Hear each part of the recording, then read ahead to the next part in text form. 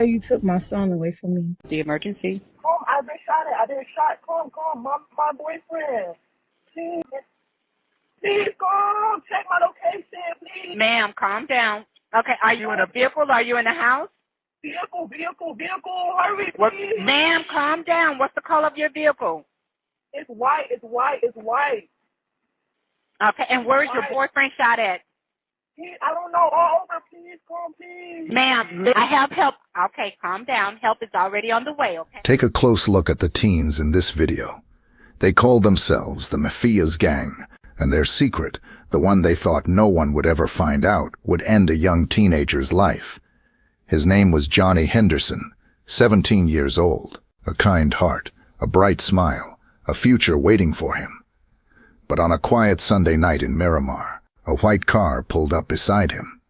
In just seconds, his dreams, his laughter, his whole life were gone. Why did they do it? What were they hiding?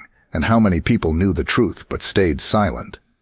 This is the story of how one secret can cost everything. Welcome to True Crime Story Videos.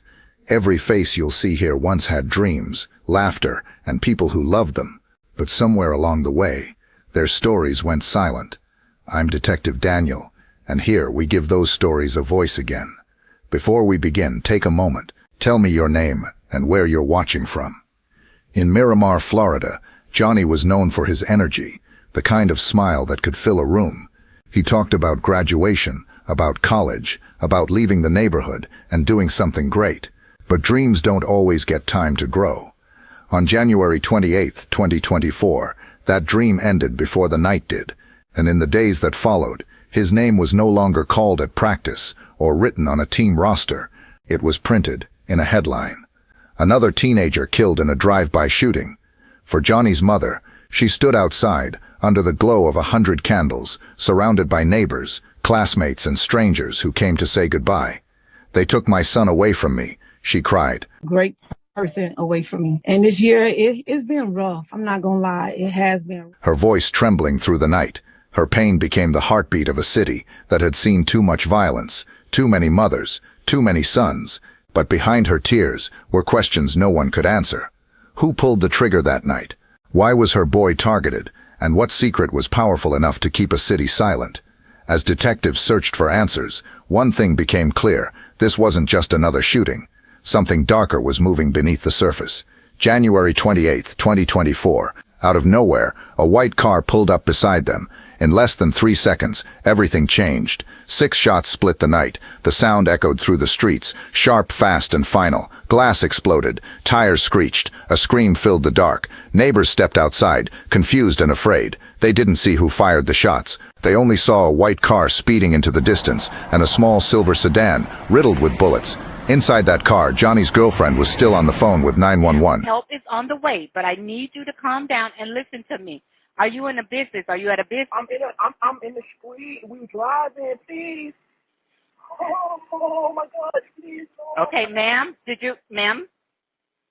I said help is on the way, right? Yes. Okay, and you're in a what kind of vehicle is your vehicle, ma'am? Her voice shaking, her hands covered in blood. She tried to stop the bleeding. She tried to keep him alive. The operator stayed with her, talking her through every second, until officers arrived. But when help finally reached the scene, it was too late. Johnnie Henderson, just 17, was gone before the paramedics could pull him from the car. The shooter was already miles away. No one knew who they were. No one knew why it happened. All that remained were bullet holes, broken glass, and a mother waiting for a call that would never come. And as police began their search, one question echoed through every corner of Miramar. Why Johnnie? By morning, University Drive was no longer just a street. It was a crime scene. Detectives sealed off the area, yellow tape fluttering in the wind like torn ribbons of warning. The flashing lights faded, but the silence stayed. Every car that passed that night became a question, every sound a possible clue. But there were no cameras, no clear witnesses, just fragments, echoes, and one white car that vanished without a trace. The investigators worked through the night, searching for shell casings, footprints, anything. But in the chaos of the shooting, the answers had already scattered with the wind. Word spread fast. By sunrise, the story had reached every phone, every doorstep, every mother's heart in Miramar. At the corner of University and Riviera, people began to gather. Classmates, teachers, neighbors, who barely knew his name but felt his loss like their own. They brought candles, posters, balloons. They wrote "Justice for Johnny" in thick black ink and held it high against the morning sky.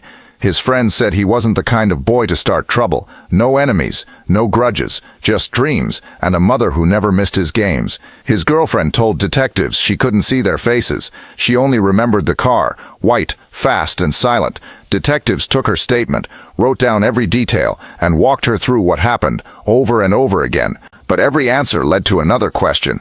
If it was random, why did it feel so personal? If Johnny wasn't the target, then who was? In the weeks that followed, the flowers wilted, the candles melted away, but the question, that one question, kept burning. What really happened on University Drive? For weeks detectives chased shadows. They went door to door, block to block, searching for one clear image, one small clue that could name a killer. But no camera caught the license plate, no fingerprints matched, and every lead ended the same way, in silence. Still, behind the scenes, something darker began to form. Patterns, timelines, names whispered between neighborhoods. One detective said it best: this wasn't isolated, it fits a pattern. And he was right. Over the next few months, the gunfire didn't stop. It moved, street to street, block to block.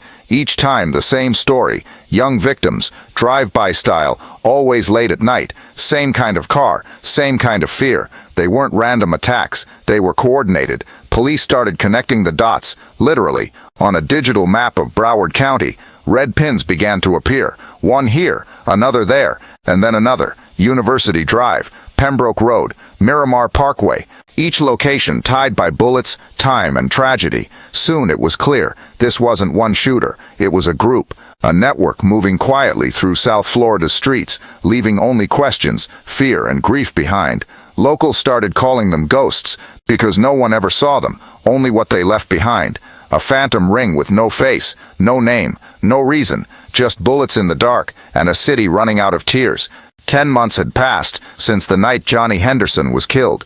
10 long months of silence, rumors, and restless nights for a mother who refused to give up. Then, without warning, everything changed. In a quiet press room, detectives finally broke their silence. 8 men, arrested, charged in what officials called a sweeping gang investigation. Across Broward County, televisions flickered with breaking news banners. Headlines filled the screens, gang members linked to multiple murders, and buried deep within those reports was a name this city hadn't heard in months: Johnnie Henderson. Detectives confirmed what many had feared. Johnny's killing wasn't a random act. It was part of a larger web, a violent network moving in silence, hidden behind everyday faces. They weren't strangers from out of town. They weren't faceless villains. They were local, familiar. Some lived just miles away. 8 suspects, young men with quiet eyes and long records. Their mugshots lined up beside Johnny's photo, like pieces of a terrible puzzle. They called themselves a crew. But in the eyes of police, they were something far more dangerous, organized, ruthless, and eerily disciplined. For the first time, detectives could see the shape of the monster they were chasing. A network of shootings, robberies, and silent retribution spreading through Broward County like smoke. Each case connected by whispers, the same cars, the same timing, the same methods, and at the heart of it all, a code: loyalty bought with fear, silence kept by blood. They didn't brag, they didn't boast online. They vanished into the shadows after every job, leaving nothing but questions and grieving families. For Johnny's mother, the arrests brought a strange kind of relief. But it wasn't closure. Not yet. She stood outside the courthouse, clutching her son's photo to her chest, tears streaking her face. Reporters asked if she felt justice was near. She said, "I just want to know who pulled the trigger." Even after all the arrests, that question hung in the air. Detectives wouldn't name the shooter. Prosecutors wouldn't confirm the motive. And inside that silence, the mystery only deepened. Was Johnny the intended target, or was he caught in someone else's war? Some investigators believed the bullet wasn't meant for him, that the killers mistook his car for another, a tragic fatal mix-up on a dark street.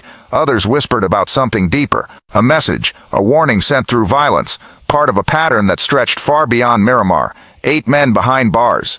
Dozens of families left with empty seats at their tables, and still, no one could explain why a 17-year-old boy, full of promise, was left to die in a rain-soaked car. Police described the case as one piece of a much larger operation, a coordinated sweep to take down a criminal network that had haunted South Florida for years. But behind the headlines, mothers still wept, families still waited, and the city still whispered Johnny's name like a prayer that never found an answer. The truth was that justice had a face but not a heart. It could arrest men, it could gather evidence, but it couldn't give a mother her son back. It couldn't erase the sound of 6 gunshots. It couldn't dry the tears of a girl who watched the boy she loved die beside her. And it couldn't silence the one question that still haunted everyone who knew him. Who really pulled the trigger? Was it one of the 8, someone who never got caught? Or was it something larger, a system, a street code, a life of fear and silence that killed Johnny long before that night? The detectives had their suspects, the prosecutors had their case, but in the eyes of his mother, nothing had changed. Her boy was still gone, the white car was still out there somewhere in her dreams, and the sound of those 6 shots still woke her up at night. 10 months later, they had answers on paper, but not in their hearts. Because sometimes in stories like this, the truth doesn't end the pain. It only shows how deep it really goes. When the arrests were made, people thought answers would follow, but instead the silence grew heavier, because no one really knew why Johnny was killed. Some say it was a case of mistaken identity, that the shooters were hunting someone else that night, and Johnny just happened to drive the wrong car, down the wrong street at the wrong time. Others whisper it was something far darker, an initiation, a message written in bullets, meant to prove loyalty to the group now sitting behind bars. But even now, questions outnumber answers. Why Johnny? Why that street? Why that night? Detectives studied his life, line by line, his phone, his friends, his last conversations. Nothing suggested trouble. Nothing tied him to the world of gangs or crime. He was a good kid, caught in something bigger than himself. At a police press conference, reporters crowded the room. One detective stepped up to the mic and said the words no mother ever wants to hear. Investigators believe the suspects may have targeted the wrong vehicle, a mistake, a single fatal mistake. Maybe the killers followed the wrong car. Maybe they thought Johnny looked like someone else. Or maybe they just didn't care who was inside. But behind every theory was the same ache, because no answer could make sense of what happened. The city of Miramar had seen shootings before, but this one felt different. It wasn't just violence. It was senselessness. It was the kind of story that keeps parents awake at night staring out windows, wondering if their child is safe. In neighborhoods around Broward County, the whispers never stopped. Some said Johnny might have seen something he wasn't supposed to, something that tied him, unknowingly, to the men now facing charges. Maybe he overheard. Maybe he recognized a face. Others believed it was random, just chance, a cruel accident in a world spinning too fast to notice what it breaks. But deep down, Johnny's mother couldn't believe it was random. She said she felt something, a weight, a pull, like someone knew her boy. At the candlelight vigils, she'd whisper the same words over and over. This wasn't no accident. Somebody knew my child, and that belief kept her going. Detectives returned to the case files again and again. They compared shell casings, phone data, text records. They tried to match timelines, but the picture never came into focus. Every clue raised a new question. Every suspect gave a different story. One said it was payback. Another claimed it was a dare. But no one, not a single one, took credit for pulling the trigger. That's the cruel thing about stories like this. The deeper you dig, the less you understand.